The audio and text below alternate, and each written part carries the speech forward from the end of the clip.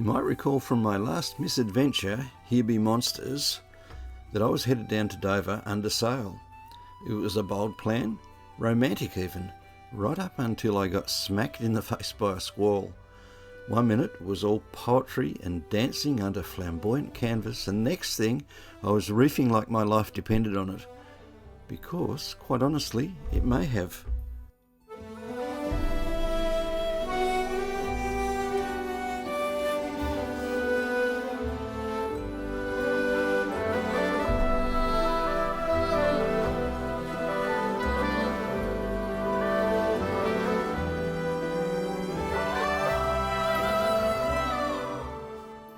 So I quickly cobbled together a new plan.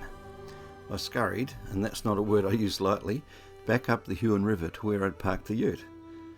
I packed down Sarah Ann in the dark, like a seafaring ninja, and prepared for an early getaway. The mission? Relocate north, new waters, new stories, and hopefully fewer gale-forced squalls.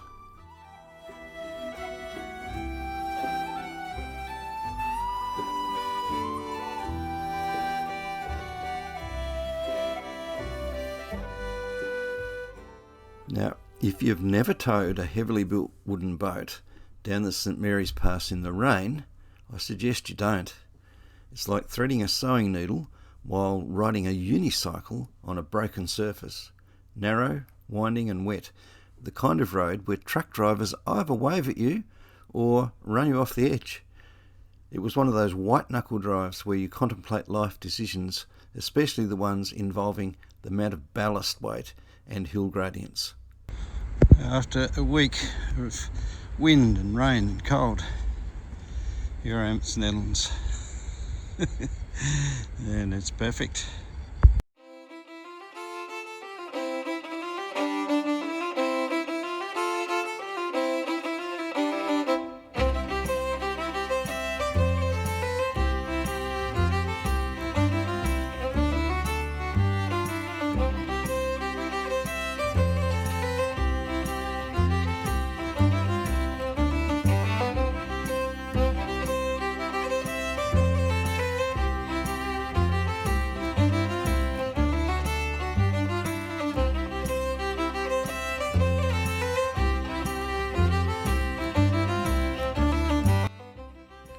This is the park anchorage at St Helens, just after a rainstorm.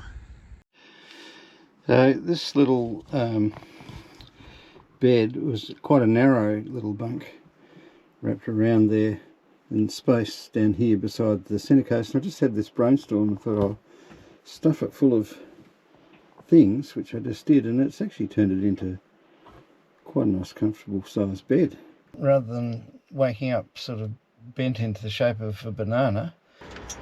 I spoke to the local policeman last night when I was launching my boat and asked him about the St Helens bar, where if you look right back, way back through my videos, you'll find I came to grief on that bar many years ago.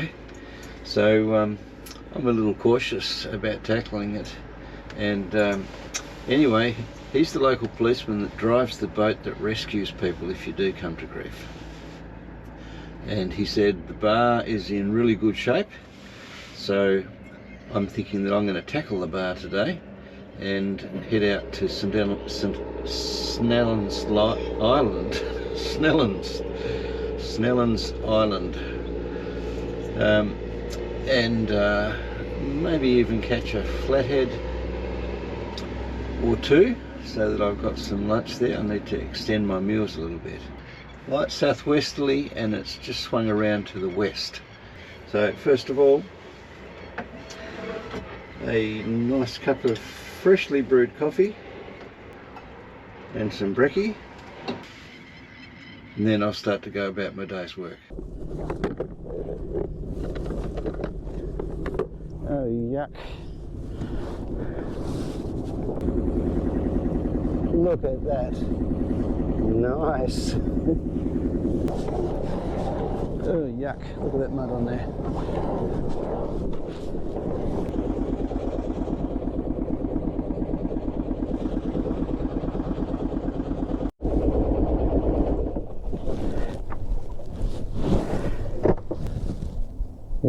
towards the St Helens channel and then across the bar, hopefully. See Akaroa in the distance there on the point. We're getting along about 3 knots, averaging about 3 knots, so every now and again the puffs get up to 10, maybe 12 knots, something like that. I don't know if there's any fish about, but I have got my little trusty silver wobbler. Some birds on the water there. I don't know whether there's fish about. Seem to be congregating there. Are they diving? Maybe. There are a few terns amongst them. Usually when there's terns diving, there's fish.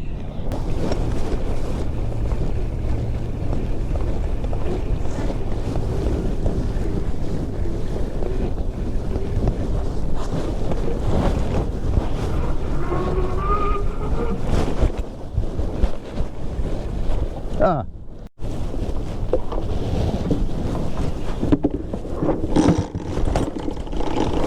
Diving up ahead of me about 150 metres, so chances are we'll hook up again and I'll see what that is.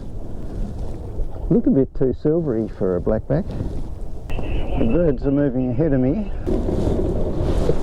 Oh, I'm on. Am I? I'm not. Yep, I'm on. Right, so this time I'm going to heave to.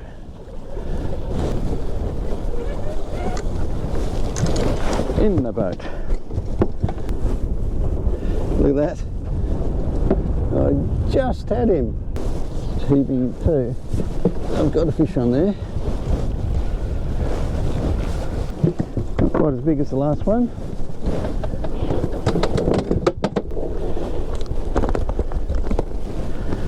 Now that one is hooked like they should be. So I've got some fish to clean, and I've probably got some fish to catch too. I thought we had a worm there. It turns out it's 2 monohulls rafted up.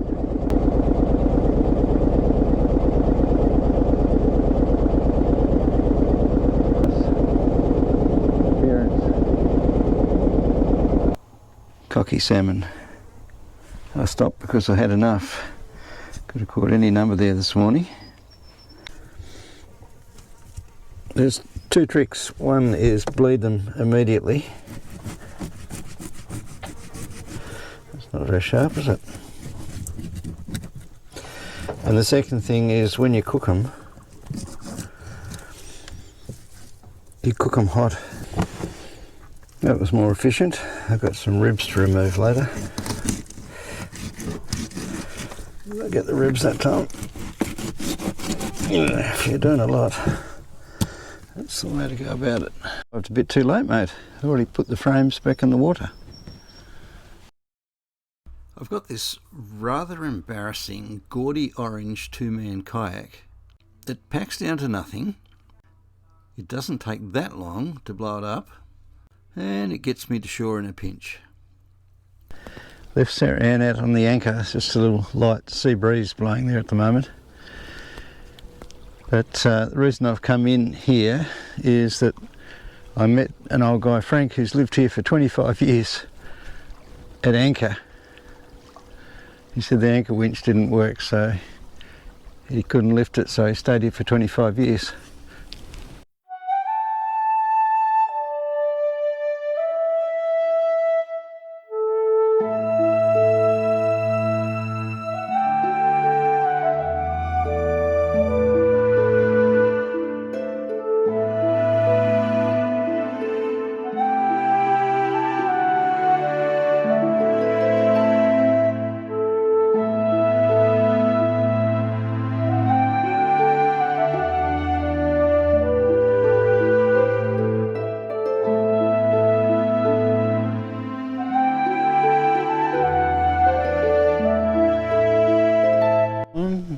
And on and on.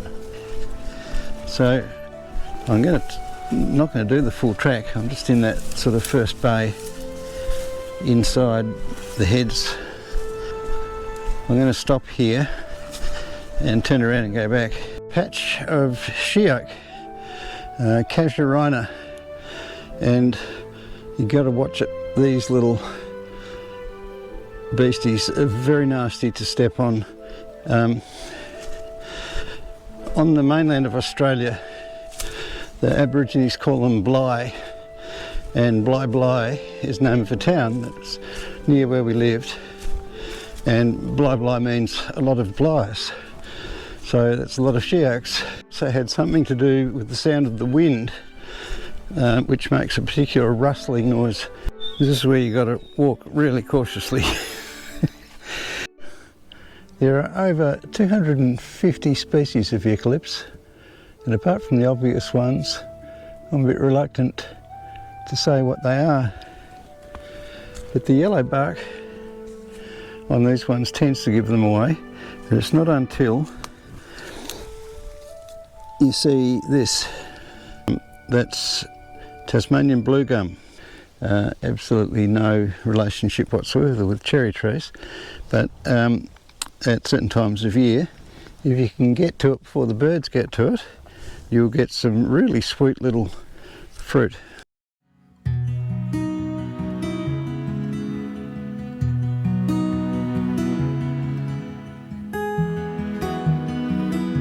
After a much longer walk than was expected,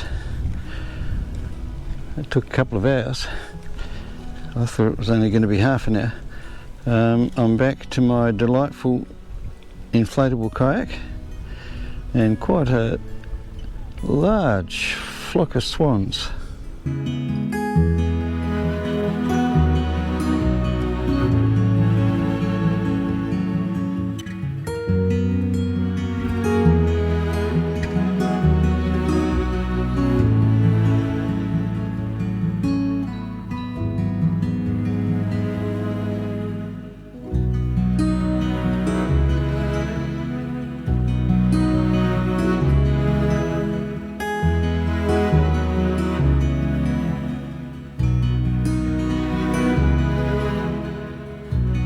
Well, today started out at a leisurely pace, glassy flat, no wind. I went over and climbed aboard Frank's boat, and we had a cup of coffee and a nice old yak, and then I headed out through the St Helens bar. I overcame some latent fears there that I've talked about elsewhere. So this is Sailboat Point, and the track that I went on yesterday follows that coastline around.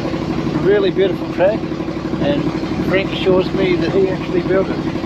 So it's quite an undertaking, and must have taken him a fair while to do.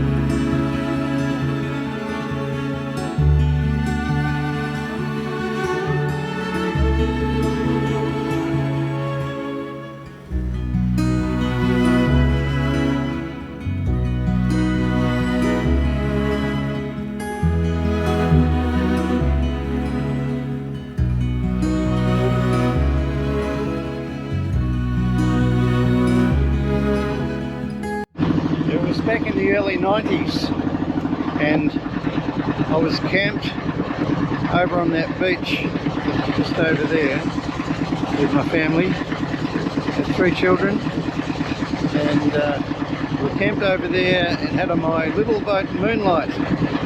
We decided that we'd go for a dive. It was dead flat, just heading across that bay there, and a big set came through, and cut a long story short, we ended up broaching with 3 kids in the water. So we washed in with the swell and all ended up on the beach, very crestfallen, but with no loss of life. Now that's my destination there today. I believe that's Lion Rock. So it's not Lion Rock, it's Elephant Rock. I did notice that there's bird activity out there and something big breaking the water. On this side of Elephant Rock, I'm in 23 metres of water, so I'm not going to try and catch anything in that. I'm going to go back in around the point just sit in on the lee at the point there, maybe 10 metres of water. So that's the end of it. My circumnavigation of Elephant Rock. For a bit of bottom fishing, just a pretty basic bottom rig there with a bit of blackback for bait. I was on, but I'm not on. Let's check the boat. Pulled up the anchor and I'm just trying to drift a bit, see if I can get onto a patch. Nope, nothing. And yes, I did eventually catch a few legal-sized lizards. And here they are, wriggling around live on the floor of the boat to prove beyond reasonable doubt that this is not just another fisherman's tale. Shadowy figure disappears into the abyss.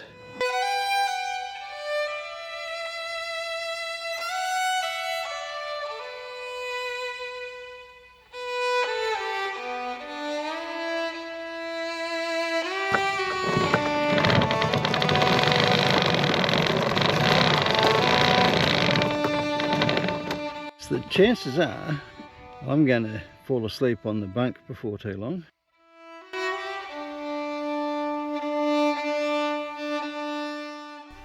Now look, I know what you're thinking. This is excellent content, possibly even life-changing. Why on earth is it free? And the answer is I've got no idea either.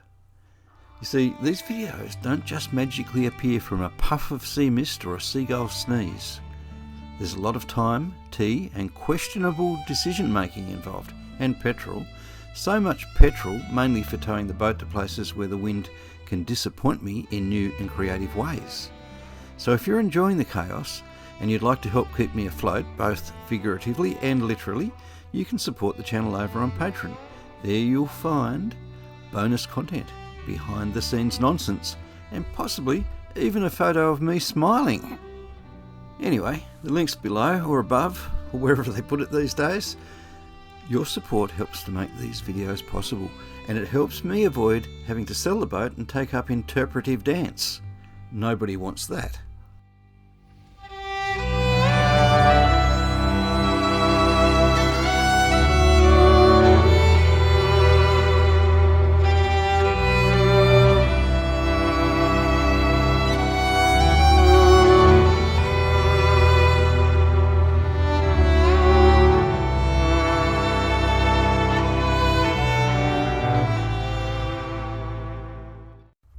I had planned a morning sail, but the wind had other ideas, so I fished.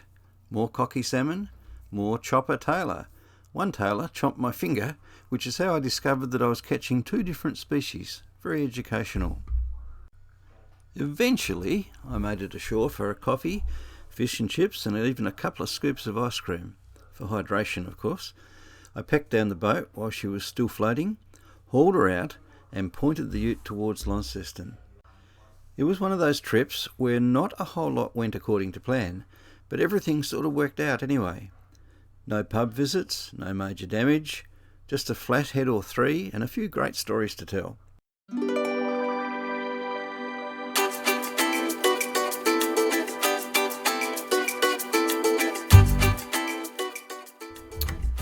Join the Patreons. It's like buying me a pint, only I spend it on boat glue and biscuits. Support now before I turn this whole channel into an interpretive dance tutorial. Patreon, because editing sailing videos in a cold shed isn't as romantic as it sounds. Just $5 a month can prevent me from duct taping the camera to a broomstick again.